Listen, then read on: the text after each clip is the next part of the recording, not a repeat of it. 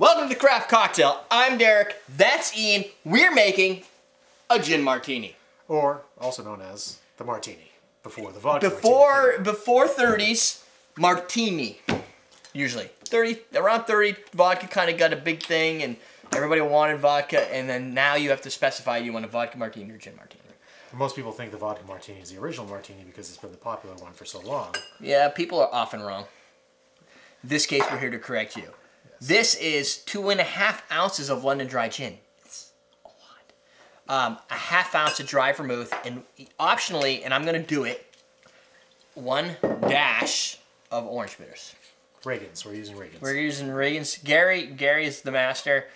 These are fairly affordable, so they kind of fit into every type of cocktail. They're pretty widely available. They're better than the Angostura bitters, in my personal opinion. I was going to say, there's some of the more popular orange bitters. There's Angostura, there's this, and there's, just Fees, Bergenhout, or Bitter Truth. Right. Dillon's, Scrappies, tons of different bitters. I usually would pick a Scrappies, but I wanted to kind of just, I'm using, I guess, a more expensive gin. I don't really know.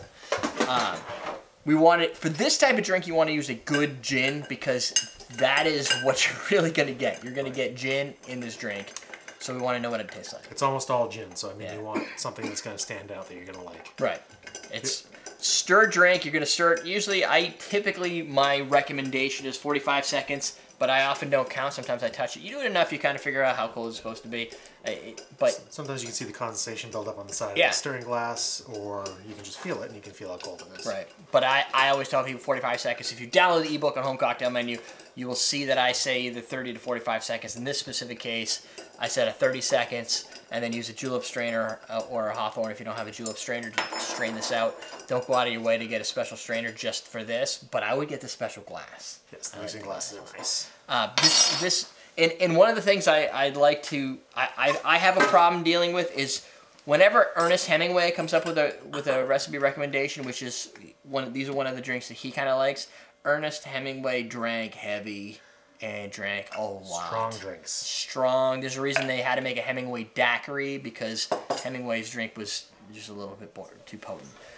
You could use a garnish if all of this something you see nowadays. If you did onions, you'd have a Gibson. There are different variations to this depending on what type of vermouth you use. You're going to get. Olives are very popular. They can be dirty martinis. Juice brine added to the Vespers. The kangaroo martini is what is if you replace the gin with a vodka. Now we call it a vodka martini, but it really should just be a kangaroo martini. I think those days have gone.